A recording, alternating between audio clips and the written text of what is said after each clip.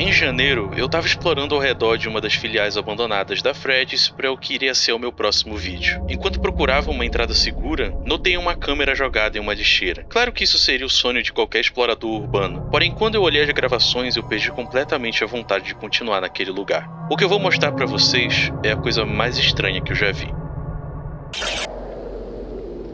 Skip to the good part. Quem diria que eu ia voltar a falar de FNAF aqui no canal? Mas não se preocupe, eu também fiquei bastante surpreso, principalmente depois que todas as minhas esperanças nessa franquia morreram com o segundo filme e o falecido e terrível meme lá do David. Porém, quando eu vi que muita gente séria do nicho de terror digital estava dedicando seu tempo para fazer análises cuidadosas e profundas de um único Analog Horror específico, ainda mais se tratando de FNAF, eu não pude deixar de ficar curioso, principalmente considerando que em meio a algumas thumbnails com textos interessantes, eu notei diversos elogios à execução técnica e à narrativa desse projeto. Urban Finds at Freddy's, ou Achados Urbanos no Freddy's, é uma minissérie em formato de Analog Horror criado pelo animador e artista de efeitos visuais Tanner Young. Ele nada mais é do que mais uma interpretação da famosa história dos bonecos possuídos, porém, ao invés de nos apresentar mais violência chocante, ponto de vista redundante e a mesma estrutura exaustiva de todos os outros projetos de fitas perdidas envolvendo essa franquia, o FAF, ou o FAF, decide realmente transformar os eventos causados pelo homem por trás do ruim em uma lenda urbana, apostando muito mais na sutileza do conceito por trás do horror dos jogos originais e também no potencial que a estética de found footage pode trazer para esse tipo de história. Agora, sabendo de tudo isso, o projeto é realmente bom ou a galera tá só pegando o embalo do pequeno hype que ele tá causando lá fora? Bom, para saber isso a gente tem que dar uma olhadinha nos vídeos. Então, bora começar pelo começo, como sempre.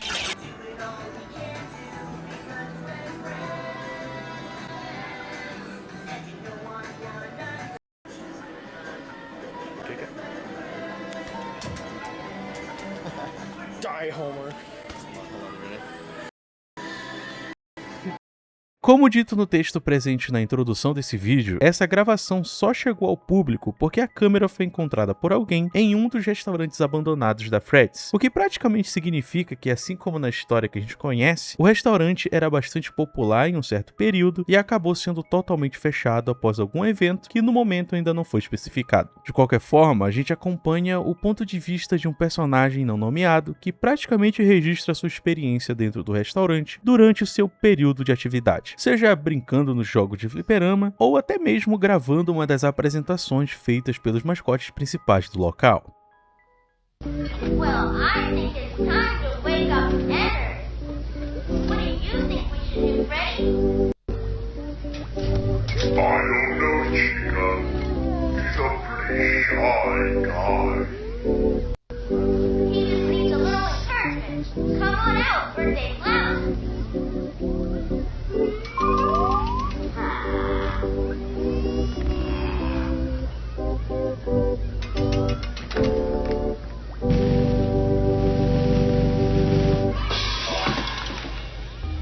I've given someone here the birthday boy. Now, who could that be?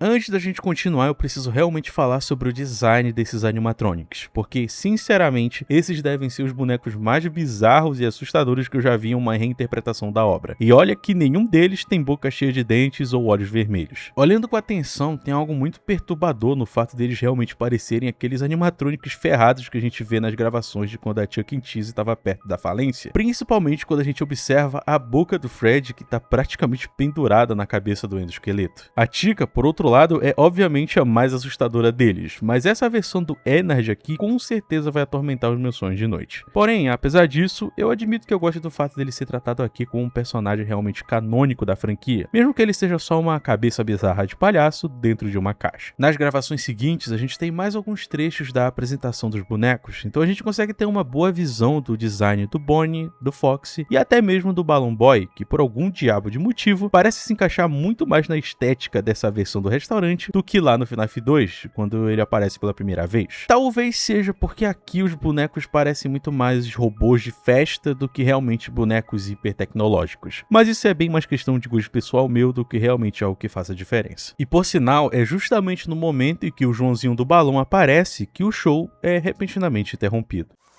Thank goodness it's somebody's birthday. I've been holding on to these balloons since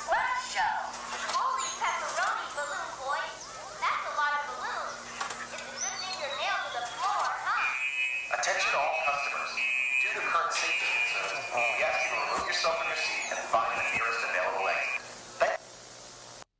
A gravação muda completamente após o pedido de saída de emergência. A gente nunca chega a saber o que realmente aconteceu para que esse pedido fosse feito de forma tão repentina, e eu até vi algumas pessoas teorizarem que o ocorrido possa ter sido um equivalente à dita mordida de 87. Porém, eu acho que faz muito mais sentido isso ter relação com algum tipo de problema técnico causado pela situação obviamente miserável do restaurante, já que existe a grande possibilidade dessas gravações terem sido feitas durante os anos 90, como é possível de se assumir, já que a gente consegue escutar um telefone da Nokia tocando durante a apresentação dos bonecos. E os celulares da Nokia que contavam com esse toque específico só começaram a ser vendidos a partir de 94. Então isso aqui tá muito longe de ser o que pode ter sido o auge do restaurante. Isso é claro considerando que essa dica foi proposital e não só um engano feito pelo criador. Ainda assim, depois da emergência e a mudança de gravação, a gente vê o carinha da câmera filmando o restaurante no meio da noite, enquanto todos os animatronics estão desligados, com exceção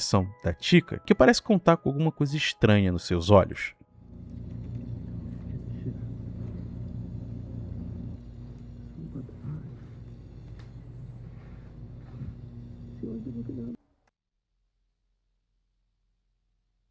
Fazbear Entertainment presents a 1, a 2, a 1, 2, 3, 4. Are you ready for the greatest arcade and pizza place in the world? Well, come on down to Freddy Fazbear's Food and Theater. We don't just got the games. We offer free tokens with every food purchase, like pizza. And if you thought that was crazy, you're going to be blown away by the only multi-locational animatronic show on the planet. And we've got even more fun things. Well, what do I got? A presença desse comercial exatamente aqui é bastante interessante, principalmente pela aparição do nosso querido e nada suspeito Coelho Dourado em uma fração de segundos. Mas eu prefiro falar disso com mais cuidado logo em seguida, porque depois disso a gente retorna para uma outra gravação feita dentro do restaurante pelo mesmo carinha de antes, porém agora interagindo diretamente com a Chica, com quem ele parece ter algum tipo de relação posterior aos eventos apresentados aqui, já que... dá uma olhadinha. Susie. Mommy, is that you?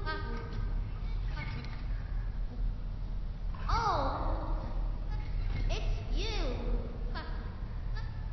It's you.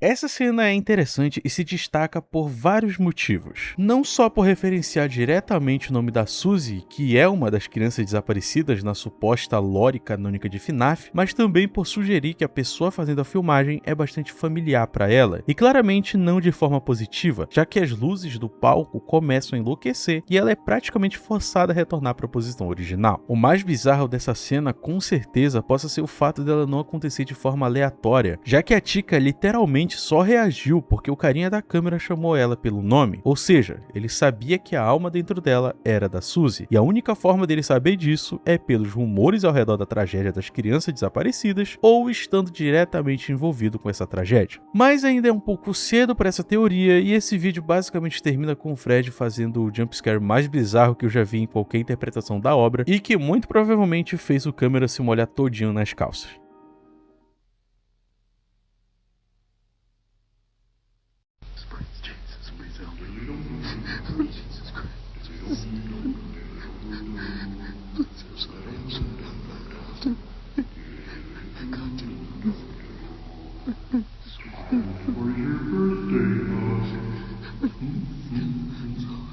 Sorry, God.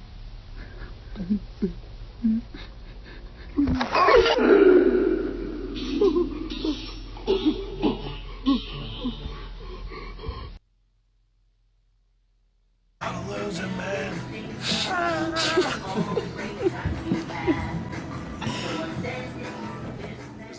Tirando o jeito bizarro e curioso com que esse boneco se mexe, não tem como deixar passar que o design dele é totalmente diferente do Fred que a gente viu no palco, sendo muito menos mecanizado do que aquela outra versão e principalmente bem mais leve, como se fosse feito totalmente de pano, dando pra ele esse ar muito mais fantasmagórico e sobrenatural do que a vibe de robozão doido de alta periculosidade que a Chica tem. De todo modo, essa mudança repentina no design entre as duas versões do Fred pode até sugerir que existe um espaço de tempo entre as duas cenas gravadas durante o dia e durante a noite, mas sinceramente não tem muita coisa que possa colaborar com essa possibilidade. E por sinal, é justamente o encontro com o Urso Maluco que encerra esse primeiro conjunto de filmagens. E eu tenho que dizer que, nesse ponto, eu consigo ver muito bem o motivo das pessoas estarem falando tão bem desse projeto. Particularmente, eu gosto muito do fato da história dos eventos que a gente já conhece a partir dos jogos estar sendo contada aqui de forma extremamente vaga. Afinal, considerando que o personagem fazendo as gravações não protagoniza praticamente nenhum diálogo expositivo sobre quem é ele ou o motivo dele estar fazendo aquelas gravações, tudo que fica no ar é essa sensação de que existe algo muito errado com esse estabelecimento e principalmente com esse cara filmando. Tudo bem que na introdução e até o próprio título do projeto deixa entender que essas gravações são apenas resultados de uma espécie de exploração urbana, então a gente ainda pode considerar que esse cara só conhece tanto sobre a franquia por causa dos rumores e também porque ele já estava planejando entrar ali justamente para fazer essas filmagens basicamente ilegais. O que é algo que eu até esqueci de colocar aqui no roteiro, mas que realmente acontece na vida real até hoje, com pessoas que entram nessas atrações de parques temáticos lá da gringa justamente para filmar os bonecos se mexendo ou simplesmente para registrar o funcionamento da atração antes que ela seja fechada ou transformada em outra coisa. Claro, eu não tô dizendo que o cara da câmera seja uma dessas pessoas e que esteja fazendo exatamente isso que eu disse, mas é bom levar em consideração. No geral, sendo um episódio basicamente introdutório sobre como é o clima da série, eu tenho que admitir que ela faz realmente um ótimo trabalho em apresentar o restaurante como um lugar que parece realmente real. Realmente real é complicado. Não só pelo design dos bonecos, que pela opção de transformar eles em algo mais realista deixou eles ainda mais assustadores, como a gente também consegue ver alguns ângulos diferentes do interior dessa versão do Freddy's. Algo que a gente vai ver um pouco melhor no segundo vídeo, então bora parar de perder tempo e seguir logo pra ele. I put it all on black and now I'm dead broke. Well, it's a good thing Freddy's bread is pretty cheap. Yes, well, even the brokest of bears can afford Freddy's sliced bread. They're trying to take out our entire supply of Freddy's bread. Well, I don't care too much for Freddy's bread. Gee, that makes none of us.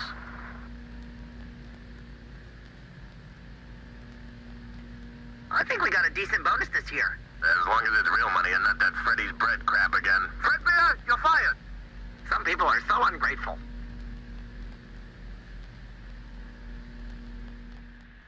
All right, stick 'em up and give me everything you got. Well, all I got is Freddy's bread. Works for me.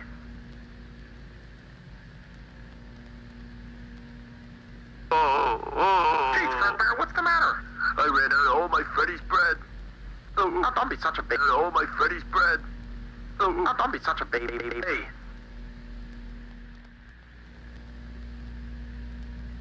Bear, what's the matter?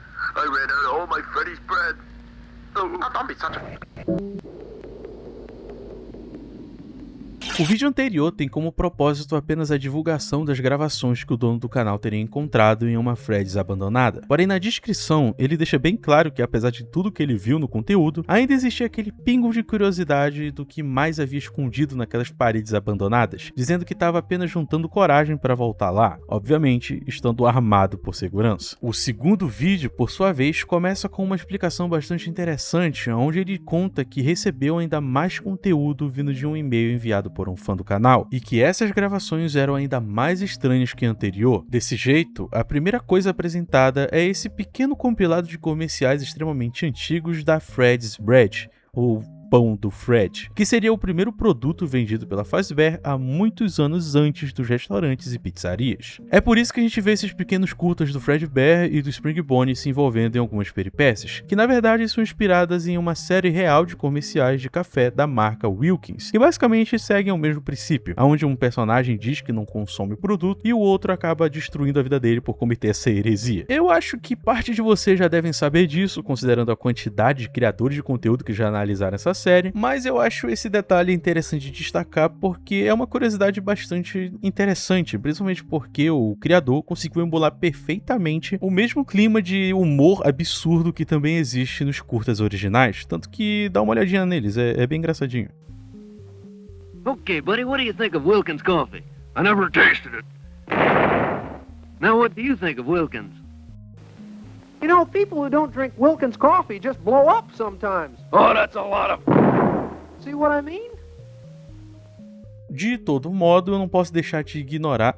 Não posso ignorar essa encarada bizarra que a Chica dá em direção à câmera nos momentos finais. É possível notar que ela até tem um design bem mais simples e esquisito, como uma versão mais antiga da personagem que parece já apresentar sinais de possessão ou influência sobrenatural, mesmo nesse período bastante primitivo da Fazbear. E isso é claro sem levar em conta que essa interferência não seja só uma obra do fantasma dentro dela, tentando enviar algum sinal através do vídeo. O que, particularmente, é uma teoria minha, mas enfim, não faz muita diferença agora. Em seguida, a gente tem um trecho de um programa de televisão produzido pela Fazbear chamado Fredbear and Friends After Dark, ou seja, Fredbear e amigos depois do escuro, depois de escurecer, uma coisa assim, que se baseia no ursão mascote lendo histórias infantis na programação noturna de uma emissora chamada Nuke. A gente vai ver mais desse programa mais pra frente, porém eu tenho que dizer que essa carinha de idiota do Fredbear é o principal charme da animação, principalmente quando ele fica olhandinho pro livro de onde tá vindo a história. O primeiro conto apresentado por ele é exibido pra gente através de uma animação em preto e branco protagonizada pela Chica, com aquele mesmo design que a gente viu antes. Ela aparece sentada tranquilamente em um campo gramado quando começa a sentir fome, e no meio disso percebe que está sendo observada por outro personagem com esses olhões enormes. E novamente fica no ar se essa é realmente uma representação real do que foi exibido naquele programa, ou é apenas uma interferência da alma dentro dela tentando mandar alguma mensagem, quase como se estivesse relatando algo através dessas metáforas visuais, onde ela está sendo observada por alguém e aos poucos é atraída para longe. O trecho termina num frame bastante esquisito, onde ela tá olhando diretamente pra gente enquanto mexe o bico como se estivesse falando alguma coisa. O que novamente também contribui para essa minha teoria de que todo esse trecho é apenas uma tentativa do fantasma dentro dela em contar alguma coisa pra pessoa assistindo a gravação.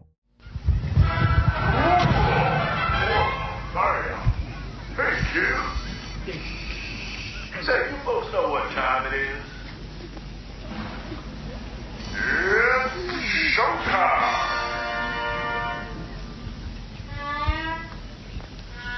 Hey, wait just a minute. Where the heck is everybody? Down, down, baby, down, down,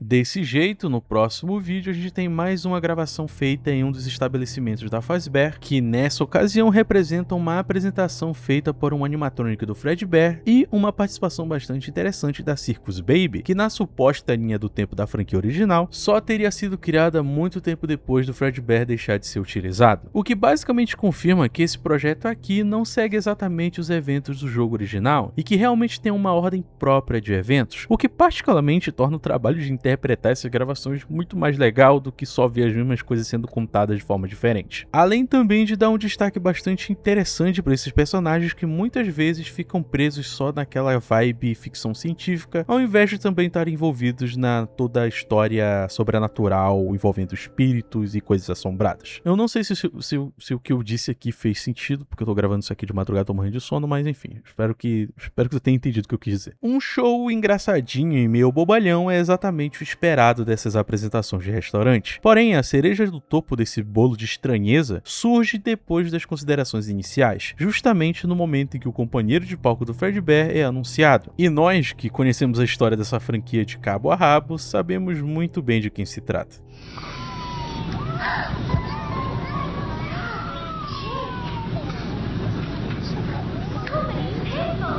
Now, don't you be fooling yourself, baby. These aren't people.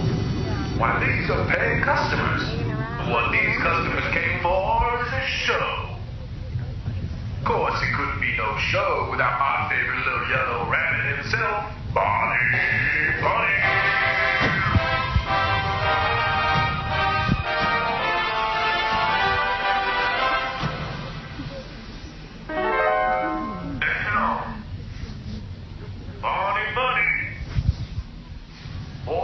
never managed to catch that little hair on time. You kids better tell me you see a little yellow bunny bouncing around. Over here. Hey, you all know I'm not very fond of pranks. Bonnie must be feeling a little shy. Maybe if we all work together, we can help him work up the courage to come out and play. Shit. Okay. Come out, Bonnie. Come out, Bonnie. Come out. Eu sei que não tem nenhuma correlação entre a apresentação do Sprig Bonnie e o fato do balancinho da Baby se desmontar do nada, mas eu gosto muito de como o coelhão ruim aparece escondidinho atrás do Fred, justo no momento em que a luz azul do palco faz a cortina vermelha ficar da cor roxa. É tipo um toque de gênio da direção do Tanner que eu não sei se foi proposital ou não, mas cara, é visualmente muito satisfatório.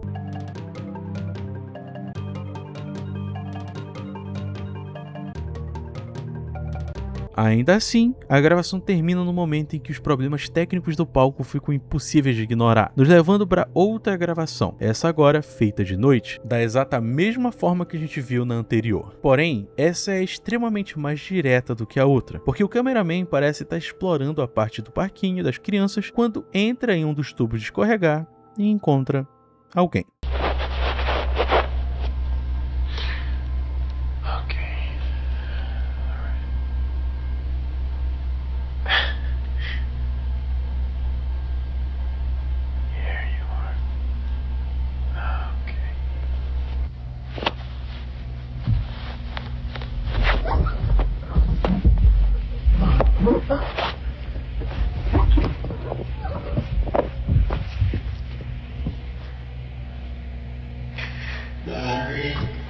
Daddy, I feel safe.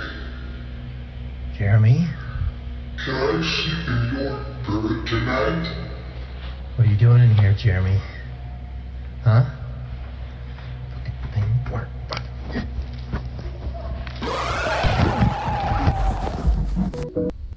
Novamente, o cara com a câmera se refere diretamente à alma presa dentro do Bonnie, não esperando que outra coisa estaria esperando por ele lá dentro, a Puppet, que além do design absurdamente sinistro que evoca ainda mais aquela movimentação fantasmagórica de tecido que a gente viu no vídeo anterior, também parece sair diretamente de dentro da boca do Bonnie, como se estivesse esperando por ele para aquela emboscada. É então que a conclusão desse encontro é interrompida por outra gravação, daquele programa do Fredbear, onde ele pergunta para as crianças assistindo se elas estavam achando aquela história interessante, obviamente fazendo paralelo à história que a gente está vendo ser contada nessas gravações. É então que a Lua também decide interagir e sugere para o Fredbear que ele deveria pular de uma vez para a parte em que a história fica realmente interessante, e isso faz o ursinho parecer um pouco incomodado.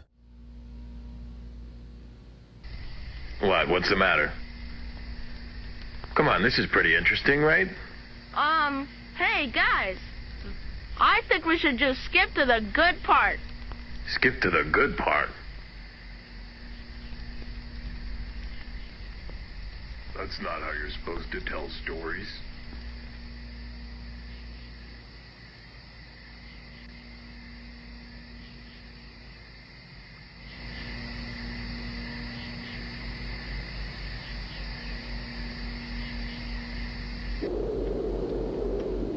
Is that what we should do then?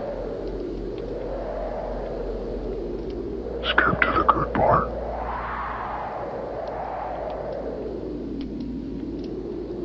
Bom, já que a gente realmente foi forçado a pular para a parte interessante, a gente começa a próxima gravação com a câmera fugindo desesperadamente da marionete e tentando se esconder em uma sala de depósito que me lembra bastante aquela sala clássica do FNAF 2, onde os Richards são guardados. De todo modo, apesar dos seus esforços em se manter fora de vista, não demora muito até que ele acabe sendo terrivelmente encurralado.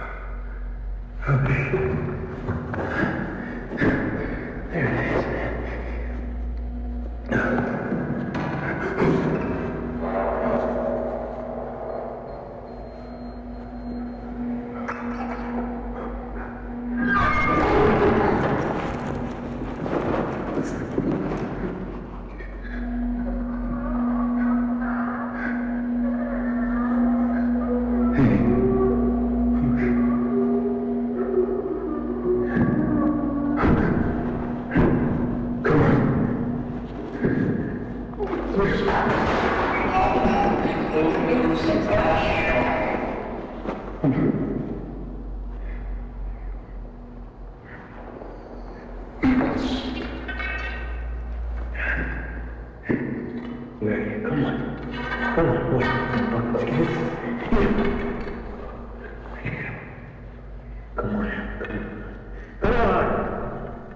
you are.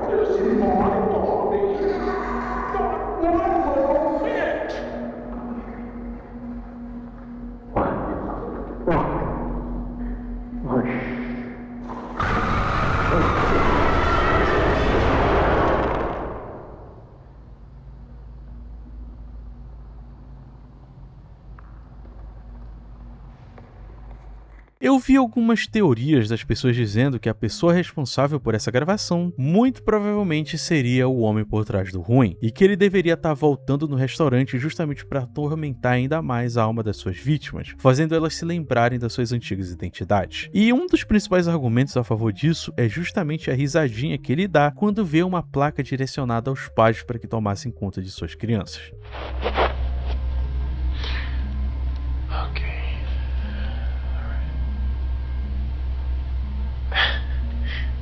Mas eu não teria tanta certeza. Sim, eu sei que faz todo sentido o William voltar pro restaurante depois de tudo que ele fez, principalmente porque isso acontece na lore original, se eu não me engano. Mas é inegável que esse personagem aqui soa muito mais jovem que o cara de roxo soaria, principalmente se a gente levar em conta que a Fazbear existe há muito mais tempo antes dos anos 80. Sem contar também que a dita cena da risadinha particularmente me parece muito mais uma risada de desprezo feita por alguém que sabe do histórico da Fazbear e tá apenas achando graça da hipocrisia ou ironia de existir uma placa demonstrando preocupação com um grupo que é principal alvo dos incidentes que acontecem ali dentro. Desse jeito, levando tudo isso em conta, o único personagem que eu consigo imaginar que possui algum desgosto contra as coisas que aconteceram na Freddy's e que teria motivos para voltar lá no meio da noite e que saberia exatamente os nomes das crianças desaparecidas seria justamente o Michael, que quase sempre é representado como alguém que age propositalmente de forma antagônica às ações do William e que também estaria plenamente disposto a ir até as últimas consequências para fazer o pai pagar pelos crimes dele. E assim, eu acho que isso se encaixa aqui. Faria sentido que justamente um Michael tivesse enviado essas gravações para o dono do canal como uma tentativa de trazer mais evidências para as coisas terríveis que aconteceram naquele restaurante. Ou, quem sabe, simplesmente tentar atrair o dono do canal para o estabelecimento de forma que ele possa libertar as almas das crianças. E isso, é claro, também sou eu só torcendo para que o Michael seja representado aqui como um personagem com boas intenções, e não como o vilãozinho, o Ed, que normalmente ele é apresentado em algumas obras aí que eu prefiro não comentar. No geral, esses são os únicos 2 episódios dessa série até o momento, e eu não tenho dúvida nenhuma em afirmar que essa talvez seja a melhor reinterpretação de FNAF que a gente tem em muito tempo. E com isso, eu incluo até mesmo as adaptações oficiais da franquia. Ela tem exatamente a dose certa de elementos sobrenaturais e coisas estranhas acontecendo, sem apelar para gore sendo jogado na nossa cara ou temáticas muito pesadas sendo abordadas sem nenhum tipo de profundidade. E o fato da obra se levar a sério ao mesmo tempo que tem espacinhos para algumas piadinhas, como a gente vê naquele trecho dos comerciais, faz ela ter um nível de maturidade infinitamente maior do que muitas outras interpretações que a gente vê por aí. Eu não quero apontar nenhuma delas, mas elas sabem quem elas são. Então, no geral, eu de fato não esperava gostar tanto de algo relacionado a FNAF depois de tanto tempo. E eu fico realmente feliz que essa franquia tão marcante da internet é ao menos bem tratada pelos fãs talentosos que fazem parte da sua comunidade. E infelizmente agora eu preciso urgentemente do terceiro vídeo dessa série, porque senão eu vou ficar maluco.